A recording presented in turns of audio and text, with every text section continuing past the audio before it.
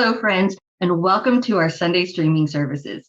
If you're with us on Facebook or YouTube, subscribe to get notifications when we have new videos. If you're with us on Zoom, welcome. Say hi in the chat. We would love to say hello back.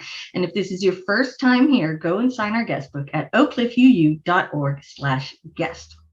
Today's sermon is The Groundwater Approach with Dr. Rochelle Head-Dunham. All right, announcements. Okay, it feels, it can't just be me. It feels like everyone has COVID right now. I know a pretty solid amount of people who have it right now. Fortunately, vaccinated. So if you are one of these poor people suffering through COVID at the moment and you can't get out to the store and need some essentials dropped off, or if you are just a wonderful, sympathetic soul who is willing to go and pick things up and drop them off to your fellow church family members, please contact pastoral care at oakcliffuu.org. These are tough times. Let's take care of each other, right? I hope you all feel better too. I really do. All right. Do you love your church? Of course you do. Alex Kennedy is putting together short videos, very short, less than a minute, just little snippets on why you love your church so much. What makes it special? What makes you feel so welcome and loved? If you are willing to help, please contact Alex at videos@oakcliffuu.org. Our online auction is coming up on Valentine's Day. That'll be here before we know it. Oh my gosh, it's the end of January, isn't it? That's awesome. All right. If you have something to donate, I know I do. This weekend is actually the weekend that I have plans to go into that closet there and clean out a few things. I have some things that have never been used, and I'm starting to realize they never will be. So maybe somebody else can love these things in a way that I should, but can't. I don't know. Maybe love them better. Let's put it that way. If you too have some things that could be better loved by someone else, or that used to fit in but just doesn't anymore, you don't have the space, or it's just time to let go of it, please consider donating it to our auction. The auction benefits the worship committee, who is trying to raise money so that we can afford amazing speakers like we have today. So if you have an item, a service, some art, a craft, something, anything like that that you think would be awesome for somebody else to have, please consider donating. Contact fundraisers at oakcliffuu.org. Attach a picture or pictures and a good detailed description letting us know what makes this service, art, item so amazing, because you know what makes it amazing, but sometimes it just doesn't come through in the picture, right? We don't know. So yes, do that. And if this service or item is coming from your personal business, go ahead and drop a link in the description so that we can get you some traffic to your store, your Etsy store, your business, your place. Let's all help each other out, right? Yes, do that. Attention singers, we need you to sing. We need you to sing. That's why I'm asking for singers. We need you to sing so that we can get some more songs recorded for Sundays. We all love the songs on Sundays, but we could use some more. If you're willing to help or can help, please contact worship at oakcliffuu.org. You don't even have to come in. We can do it all on Zoom. Very cool stuff, right? Y'all. Pledge forms, fill out your pledge forms. Go do it. oakcliffuu.org/pledge 2022. I have to keep doing this. I'm going to start calling people out. Heather. I don't know. I actually have no idea whether Heather has filled out her form, but she's going to be the first one I call out. So either you prove me wrong, put it down here and say, Alicia, you're full of it. I actually did it, or go do it. It is Sunday, so please join us at 11:15 for Talk Back. It is a chance to go more in depth about the topic at hand, and it is always amazing. Everyone gets something out of it, whether you talk or just listen. Join us. All right, it is that time. It is time for member anniversaries, and holy crap, y'all. It is Miss Queen of Sacred Spaces herself, Miss Workday Wednesday, Miss Amazing, just awesome person, very, very crucial to our church. Happy 23 years. Happy UUCOC anniversary to Rebecca Moore. And speaking of Workday Wednesdays, I figured this is a good time to plug it, because if you can show up on Wednesday from 5 to 7, you can wish Rebecca a happy anniversary yourself. See how that fits in there so well? Otherwise, drop a happy anniversary in the chat or just send out those good vibes, right? So Rebecca, happy anniversary to you. I hope that you have a good day. And to everyone out there, have a very happy Sunday. Good morning, and welcome to the Unitarian Universalist Church of Oak Cliff. Thank you for having the curiosity and courage to join us. We welcome you, whoever you are, whatever spiritual tradition, gender, age, race, sexual orientation, or background you may bring to our community. We hope you will find here comfort, connection, challenge, respect, and above all, love. May the light we now kindle inspire us to use our powers to heal and not to harm, to help and not to hinder, to bless and not to curse, to serve you, Spirit of love, compassion, and forgiveness. Que esta luz que ahora encendemos nos inspire a usar nuestros dones y poderes para sanar y no para herir, para ayudar y no para impedir, para bendecir y no para maldecir, para servirte a ti, espíritu de amor, compasión y perdón. This essential work of justice and liberation for all, by Rosemary Bray McNatt. By no means are we, Unitarian Universalists, perfect. We often fail as much as we succeed. Yet even when we have broken our vows 1,000 times, we return to this essential work of justice and liberation for all. We do the work best when we remember what church is and what it is not. Church is not a place to hide. It is not the place to get away from the world. It is not a place where we get to pretend that the lives we live and our particular situations are not terribly complex, often confusing, and sometimes depressing.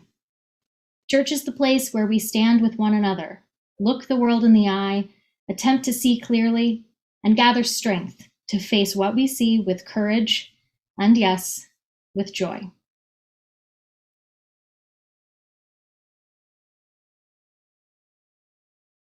Hello, UU family. I'm going to sing a song with you called Shine on Me.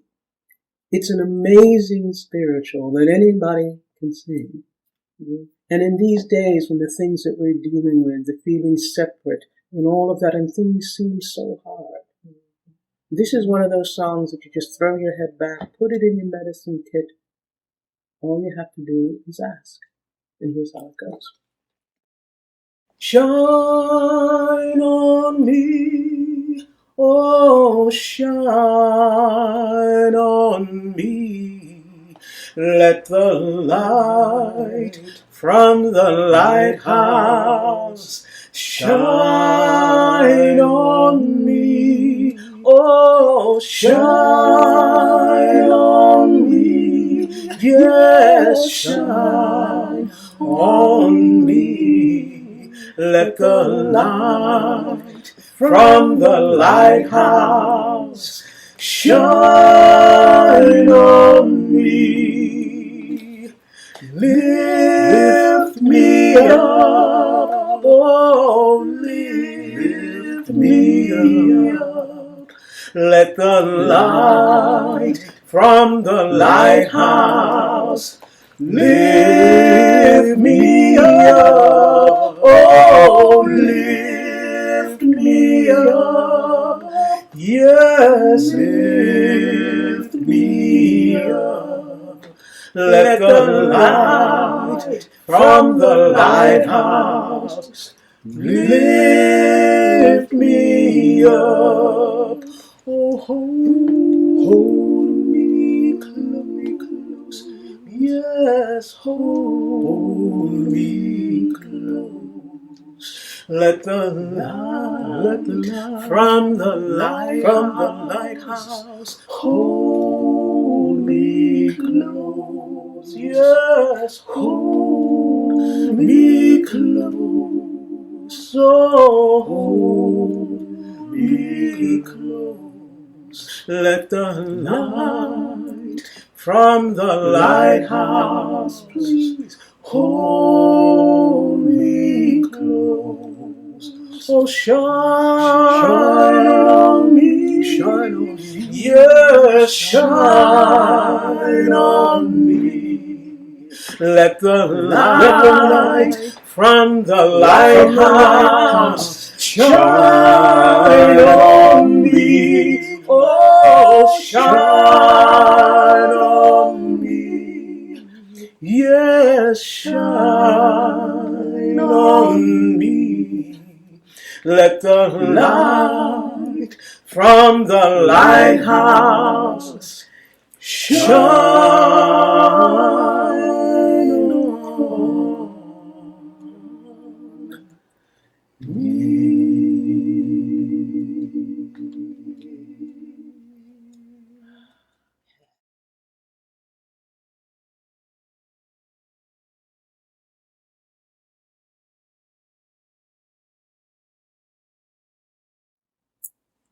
All you have to do is just ask.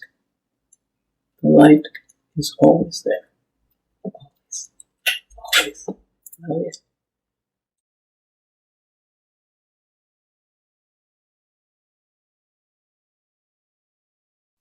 Because we love one another, we honor each individual spiritual journey.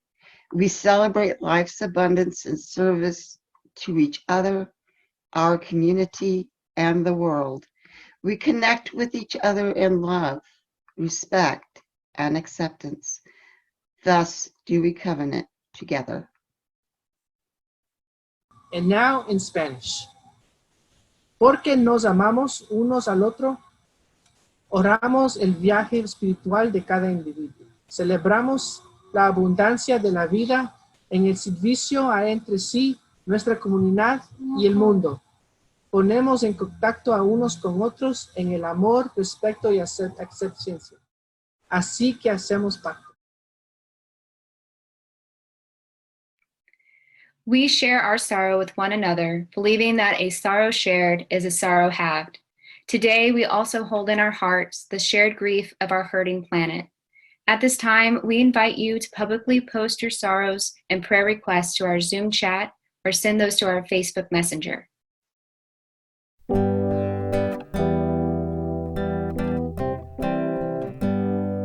When I breathe in, I breathe in peace. When I breathe out, I breathe out love. When I breathe in, I breathe in peace. When I breathe out, I breathe out love.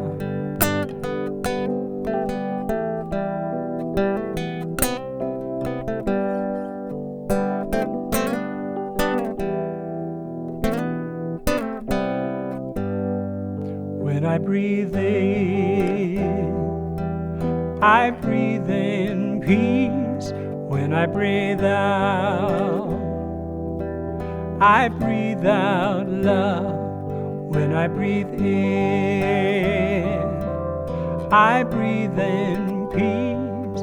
When I breathe out, I breathe out love.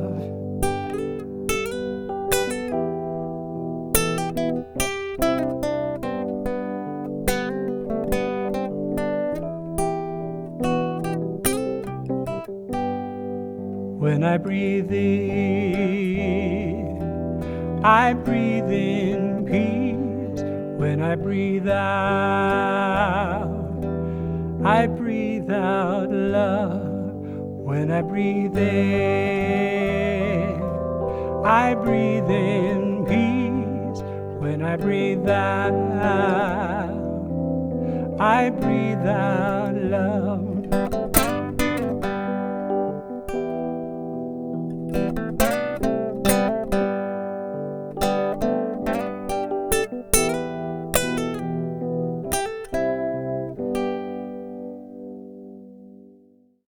We also share our joys with one another, believing that a shared joy is a joy doubled. Today, we take special time to celebrate our connection to all life everywhere. Please share your joys publicly in the Zoom chat or send those to our Facebook Messenger or speak those aloud.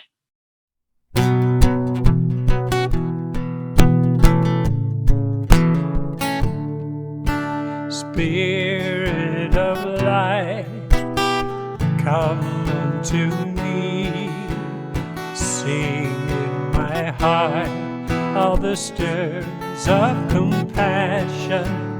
Blow in the wind, rise in the sea, move in the hand, giving life the shape of justice.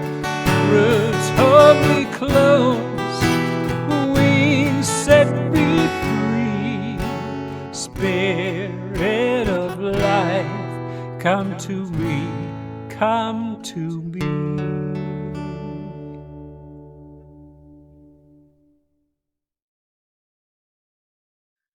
Hello, I'm Dr. Rochelle Head-Dunham. I serve as the Executive and Medical Director for Metropolitan Human Services District in New Orleans, Louisiana. I'm also an Associate Clinical Professor of Psychiatry at LSU and Tulane University Schools of Medicine. Today, I want to share with you the Groundwater Approach, which is a diversity, equity, and inclusion reframing of the work that many people have done in order to help understand better the very difficult concepts that often are brought into bear or in conversation around equity issues, racial issues, and so forth.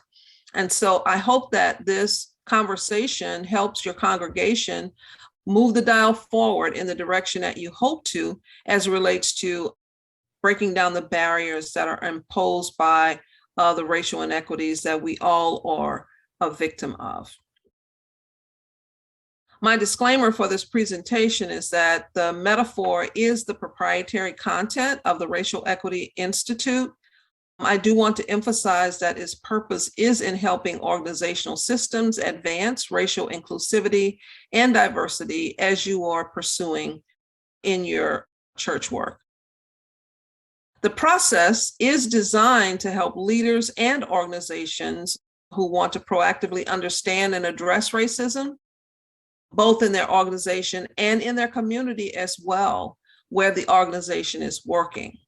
This process, however, can take anywhere from 18 months to 2 years to successfully work through it. The practices of the racial equity inclusion process is to, first of all, create structures that are sustainable for the anti-racist work that you're engaging. You don't want to begin something only to get eroded away by time, despite the fact that it may have been very valuable to the outcomes you're achieving. The second thing is to perform an analysis of racism, because it really does need to be broken down, both culturally and historically, to assist in assessing your organization's ability to progress on the journey to becoming anti-racist, to develop an anti-racist vision and a new plan for change, because at the end of the day, this really is about change. And then finally, coaching, because these traditional and emerging principles that relate to racism do require shepherding through the process in order to end with understandings and appreciation of the concepts, the terms, the historical information that has perpetuated racism, and hopefully will be stopped if we are able to do this work appropriately. So what about the groundwater metaphor? Well, it's an effort to help leaders, organizations, and organizers stay focused on the structural and cultural roots of racial inequity. It was developed in 2013 by Joyce James and Bay Love, who developed the groundwater metaphor as an accompanying analytical framework to explain the nature of racism as it currently exists in the United States. It was created by those two researchers, but it was inspired by Dr. Kamara Phyllis Jones. Dr. Jones is someone who you should Google and look into reading some of her works, because she has been profound in the way in which she has used her insights about the power of allegory to make very, very complex concepts easily understandable for the average person to be able to negotiate the waters of this complex subject matter. The groundwater metaphor for structural racism is really the beginning or the nexus of many years of work by movements of anti-racism across community organizations. It is the result of the input of thousands of organizers, community members, leaders. There are a lot of experts in this area who have come together and have contributed to the culmination of the groundwater metaphor, and its use is encouraged to further the work in our various environments. So the expectation was that the work that has preceded where we are now is intended to be continued by those who take advantage of the understanding of the groundwater metaphor. The metaphor is based on three core observations, which are important to grasp because it really does provide the essence of what the metaphor really does to understanding the need for racial equity and inclusion. First of all, it talks about that racial equity looks the same across systems. Secondly, socioeconomic differences does not explain racial inequity. And third, inequities are caused by systems, not people, not people's culture, not people's behavior, not people's genetics, but it's caused by systems that sit far and above each individual person. It's aligned with many who trace racial inequity to three areas: structural racism. You may have read or see a lot of information about structural racism, which talks about how systems are designed to be racist or wind up being racist. Structural racialization, which is the verbalization of racism as an act perpetrated against others, or race-based caste systems. Caste system is actually a very interesting concept and is not often applied to what has happened in America and how we currently exist. It's often seen as something that exists other places. For example, in India, that's probably the most well-known caste system, whereas there's a hierarchical creation of power based upon, again, skin color and wealth. Well, in the United States, it's no different in that the caste system is based upon skin color, which is the basis for the artificial construct of race. And so in the United States, we have what many term as a race-based caste system. But again, these are complex terms that can sometimes be hard to grasp. And so we don't want to leave you with rhetorical comments or comments that you've heard before that haven't gotten you any further along the dial of becoming anti-racist personally, as well as in your institution. So hence the groundwater metaphor. So let's talk about the groundwater metaphor. And there are three different concepts here. There's the fish, there's the lakes, and the groundwater. So it goes like this. If you have a lake in front of your house and one fish is floating belly up dead, it would make sense to you, oh my goodness, what is this happened to this fish? And so you would direct all your attention to what's going on with that one fish. And the first question, of course, would be, what has happened here and what do I need to do, perhaps so that this doesn't happen again? But imagine if the one fish is one student failing in the education system. You might ask yourself, well, oh my goodness, what is going on with this child? Is the child studying hard enough? Do they understand the work that's being produced? Are they being taught appropriately? Are they getting enough support at home? In essence, the limitation of your thinking will center around that particular child. But if you came out to your front lawn and that same lake and half the fish are floating belly up dead, what should you do then? So now it's time to analyze the lake. So your attention will move away from an individual fish to what's going on in the water that's inside of that lake. But imagine if the lake is the education system and half of the students are failing.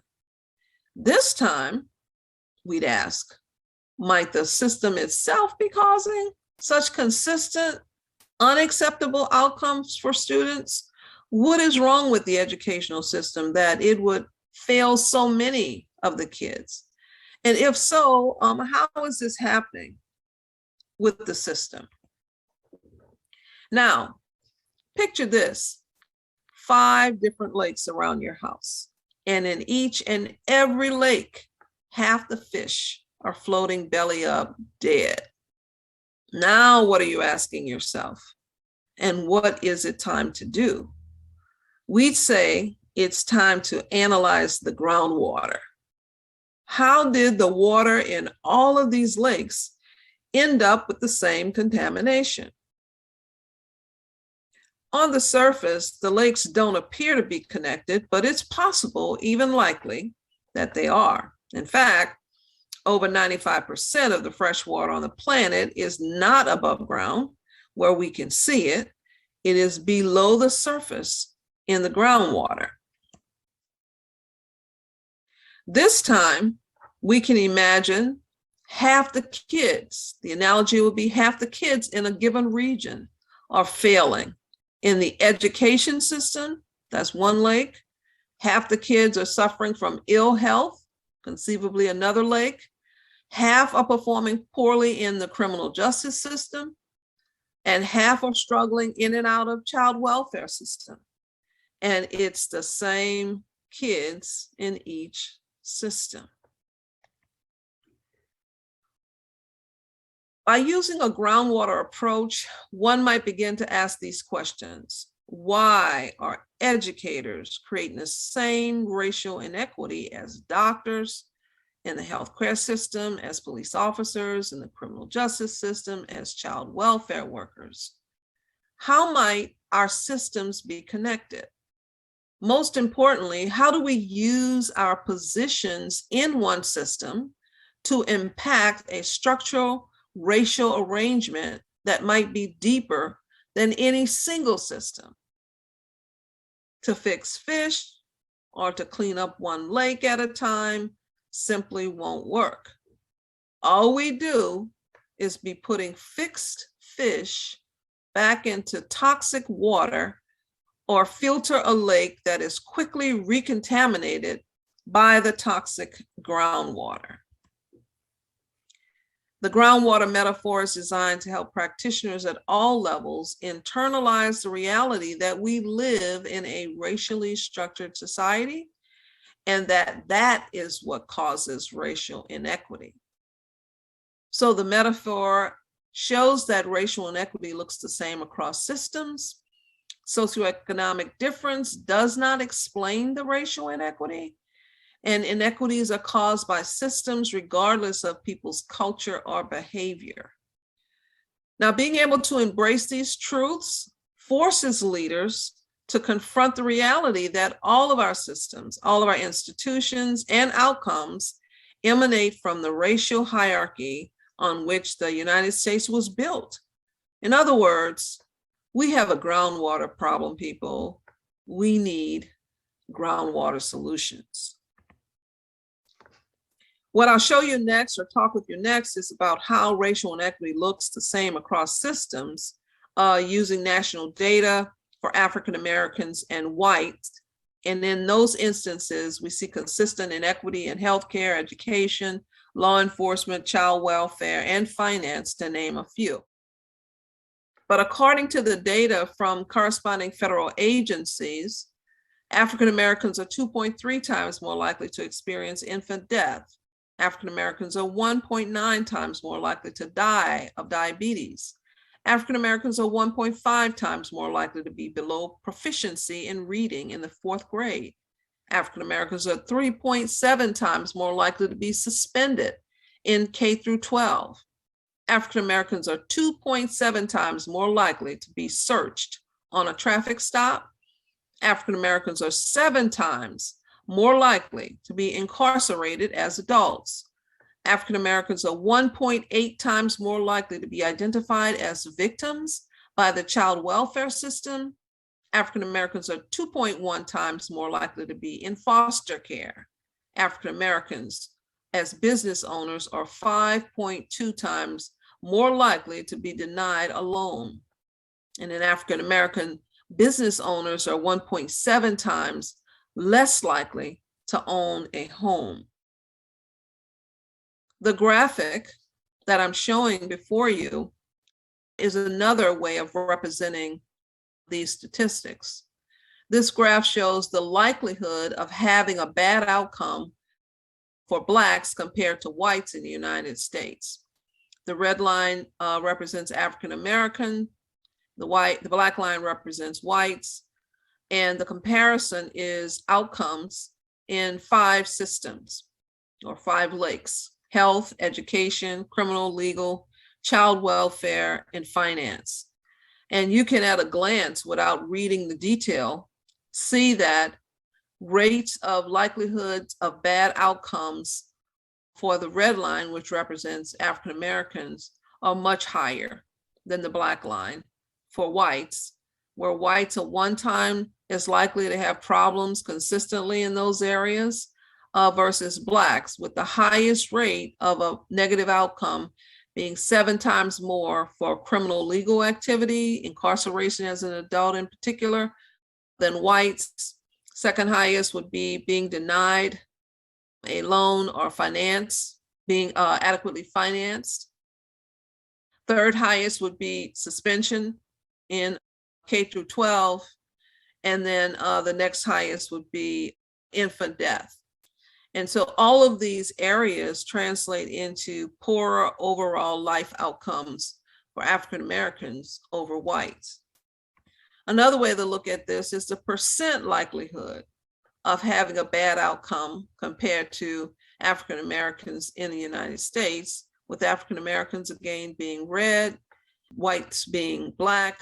And as you can see, the likelihood of a percent likelihood of having a bad outcome for Blacks is 100% higher than for whites in all of these major systems: health, education, criminal justice, welfare, child welfare, and finance. Highest rates are below proficiency for whites, 60%, and don't own a home for finance, but none of it is higher than the percent likelihood of having a bad outcome as compared to Blacks. Disproportionality in our healthcare system is very much aligned with the global disproportionality we experience in all major systems that impact people of color. What we see with COVID-19 is the indisputable evidence that a history of poor healthcare results in generations of poor health. Poor health coupled with more vulnerability means more deaths for the most vulnerable, namely people of color. And then trauma at the end of the day is the all too familiar outcome overall as a result of all of this. This is an interesting article that I came across in preparing for the Groundwater talks that I've done. And this one was related to incarcerations and its impact on family members who are not incarcerated. And so many people certainly can understand that the likelihood of having a physical problem or physical health problem as a result of being incarcerated is going to be high for a person who is incarcerated, as well as mental health problems. But most people would not think that you actually are increasing the likelihood of a physical health or adverse physical health by nearly 60% for a person who has individuals who are incarcerated. And as you increase the number of individuals in the immediate family that have been incarcerated, the rates are further impacted. This next slide shows that incarceration actually reduces the life expectancy of family members, not just those locked up. So a person who has one immediate family member who's incarcerated has a 2.6 fewer years of life expectancy. 3 or more immediate family members who are incarcerated have a 4.6 fewer years of life expectancy. And so this is quite significant in the families of people of color where incarceration is the highest. Nearly 70% or more of the people who are incarcerated tend to be people of color.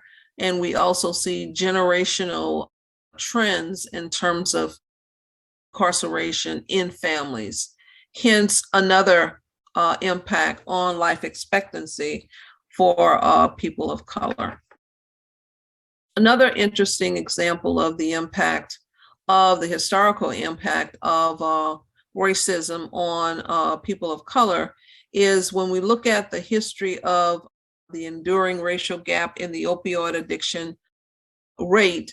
It stems largely from racism in the 19th century, medical beliefs about Black bodies, coupled with substandard medical care provided to Black Civil War troops. So early on, if you have followed the opioid crisis, you may be aware of the fact that the rates of opioid dependence in African Americans or people of color trailed that in whites. And the protective factor in this case, unfortunately, has been the withholding of opioids or pain remediation medications for Blacks for centuries because of the misperception that pain is not registered as intensely in Blacks, or in other words, Blacks are able to endure more pain than whites. We see this in historical notes from the Civil War, where troops who had a maceration of limbs and required surgical procedures or other types of invasive procedures for correction of damage caused by the war, gunshot wounds, amputations. It was done without anesthesia because of this misbelief that Blacks have a higher tolerance of pain. So the withholding even of a medication that has turned out to be very problematic for those who are addicted to it was protective for a group of people who were discriminated against and treated as if they were subhuman in their ability to register pain as we are all genetically wired to. In healthcare, one study found that 67% of doctors have a bias against African American patients. And this is what I was just talking about with the prior slide. And that translates into withholding of certain types of medications. Pain medications is one category, but it also is in withholding state-of-the-art evidence-based practices. There's research that bears this out in terms of the outcomes that have been seen, in terms of how healthcare, for one, has been very different in terms of how one person may have been treated in the emergency room if they were a person of color versus someone who was not. Also, the funding for hospitals and institutions have not been consistent for Blacks and for whites. And many of the Medicaid, Medicare laws have been impacted to some degree in terms of how those rates of availability of reimbursement for services have been apportioned. And so there have been many evidences of inequities in healthcare and biases that have resulted in longstanding persistence and perpetuation of diseases that have resulted in shorter lifespans for people of color. So many agencies and businesses have reacted to recent social justice events with well-intended press releases and statements reaffirming commitments to social change. The American Psychiatric Association is one such agency. They issued an apology letter in 2020, acknowledging the damage that has been caused by the psychiatric community in developing diagnoses that were racially biased, by having disparate practices in how criteria is used when a person of color is exhibiting symptoms, what that diagnostically is concluded to be, versus when a white person is exhibiting symptoms and what that's diagnostically concluded to be. Those conclusions, of course, weigh in on prognosis and on treatment. And if inappropriately diagnosed, then that directly translates into persistence of disease and longer-term problems. The American Society of Addiction Medicine similarly has issued an apology in ways that the addiction world has erred in using biased and racial epithets in making decisions about how the care for people of color should proceed. So what African Americans really want, or Blacks really want, or people of color really want is allyship. And allyship is when individuals become collaborators, accomplices, and conspirators to fight the injustice and promote equity in the workplace through supportive personal relationships and public acts of sponsorship and advocacy. The intent of allyship is to drive systemic improvements to workplace policies, practices, and culture. And in the end, change starts with individual leaders taking responsibility for their own attitudes and behaviors. One way to say that is, if you see something, say something. So in the end, for your congregation and for all who are interested in moving the dial further for society at large, there are a couple of recommendations. First thing is that your organization does an organizational assessment. If you have not done that, it is advised that you do that. And that is intended to help everyone understand the attitudes and feelings about racism that exist throughout your organization. It is pervasive. It exists everywhere. It is foundational to how the country is built. The goal should be anti-racism, not racist, but anti-racist, which is active and actionable. And it is necessary in order to move the dial in the direction of anti-racist practices. The second thing is to develop a plan of change, which should include specific, meaningful, intentional goals, as well as an action plan to reach those goals. This won't just happen without intentional work. Third, ongoing reflection, because the way that this is perceived today, the way that this is heard today, if played back, may be heard very differently. So it's designed, the reflection is designed to both evaluate the group's progress and document your lessons learned as your organization moves through the process, so that you're building a catalog of change that can be shared for years to come with others who need the clarity. As this is a lifelong process, we've engaged because we have not become this way overnight.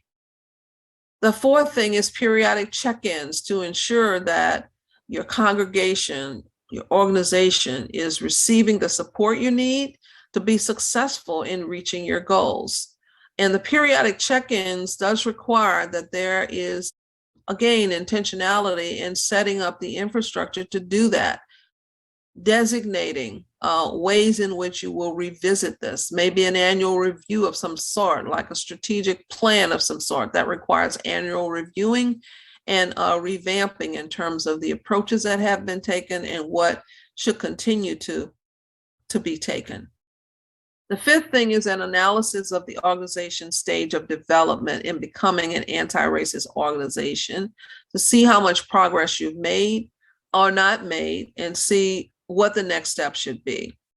And then the last recommendation is the Racial Equity Institute workshops, or an organization that's been tried and true, well-researched, and has worked with organizations like yourself to help achieve this type of accomplishments that offer an analysis of racism and support the type of work that your congregation or your organization is adopting as a common understanding of the problem. So coaching and helping through this process is something that's necessary to get technical assistance with, because it is not intuitive or very easy work. So embracing these truths forces leaders to confront the reality that all of our systems, all of our institutions, and our outcomes emanate from the racial hierarchy on which the United States was built. In other words, once again, we have a groundwater problem and we need groundwater solutions. So finally, it is my sincere hope that the groundwater metaphor helps everyone to conceptualize the depths of the race-based caste system that exists in America, and in developing your own narrative around addressing systemic racism. In the end, we must all do our individual work for change to heal the scars from the trauma systemic racism continues to create in our society and in the mental, emotional, and spiritual care we render. Thank you so much for listening to this presentation.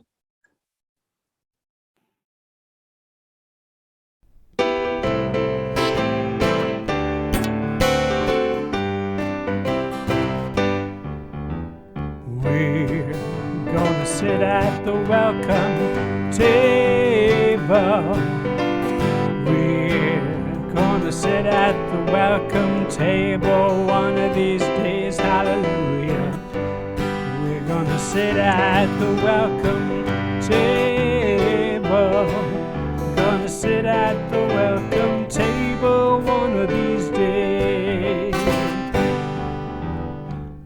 All kinds of people around that table. All kinds of people around that table one of these days, hallelujah. All kinds of people around that table.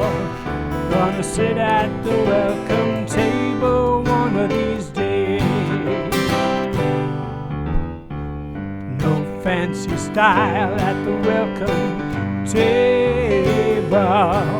Oh, no fancy style at the welcome table one of these days, hallelujah.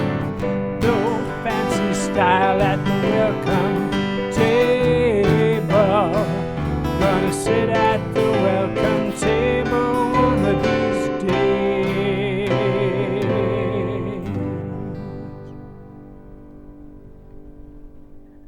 Let there be an offering to sustain and strengthen this place, which is sacred to so many of us, a community of memory and hope, for we are now the keepers of the dream. To make an offering or your pledge, please go to oakcliffuu.org/donate and follow the links. Thank you.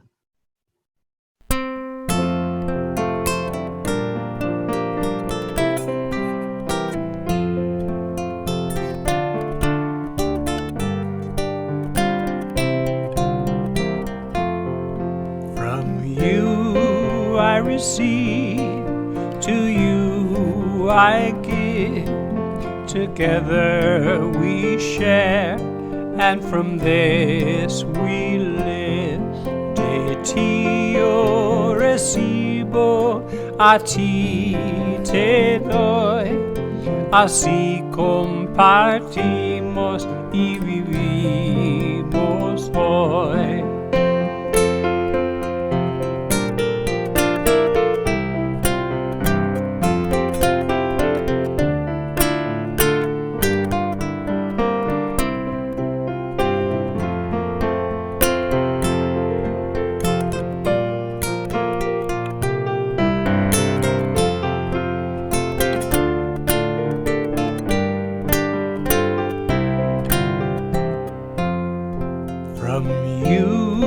I receive, to you I give. Together we share, and from this we live.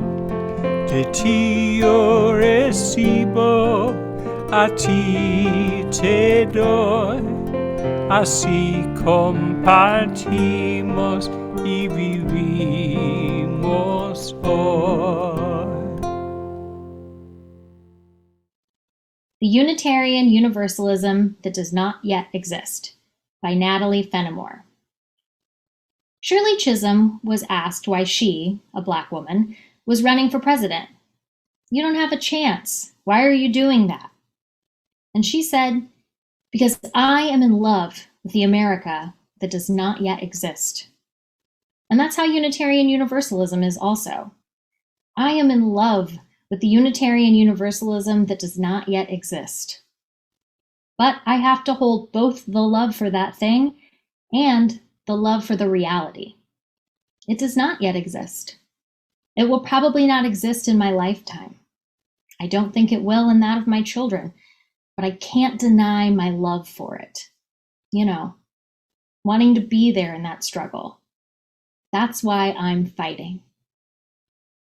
We extinguish this flame, but not the light of truth, the warmth of community, or the fire of commitment.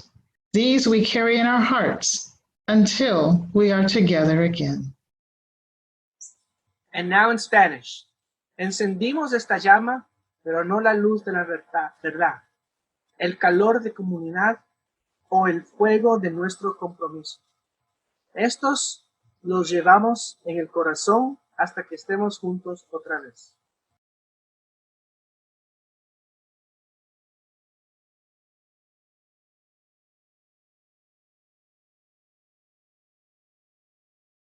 For each child that's born, a morning star rises and sings to the universe who we are. For each child that's born, a morning star rises and sings to the universe who we are. Oh, for each child that's born, a morning star rises and sings to the universe who we are. Oh, for each child that's born, a morning star rises and sings to the universe who we are. We are our grandmother's prayers, and we are our grandfather's dreamings, and we are the breath of our ancestors. We are the Spirit of God. We are mothers of courage, fathers of time, daughters of dust, and the sons of great visions. We're sisters of mercy, brothers of love, lovers of life, and the builders of nations. We're seekers of truth, keepers of faith, makers of peace, and the wisdom of ages. We are our grandmother's prayers. We are our grandfather's dreamings, and we are the breath of our ancestors. We are the Spirit of God. We are mothers of courage, fathers of time, daughters of dust, and the sons of great visions. We're sisters of mercy, brothers of love, lovers of life, and the builders of nations. We're seekers of truth and keepers of faith. We are makers of peace and the wisdom of ages. We are our grandmother's prayers. We are our grandfather's dreamings, and we are the breath of our ancestors. We are the Spirit of God. We are our grandmother's prayers, and we are our grandfather's dreamings. We are the breath of our ancestors. We are the Spirit of God. For each child that's born, a morning star rises and sings to the universe who we are. For each child that's born, a morning star rises and sings to the universe who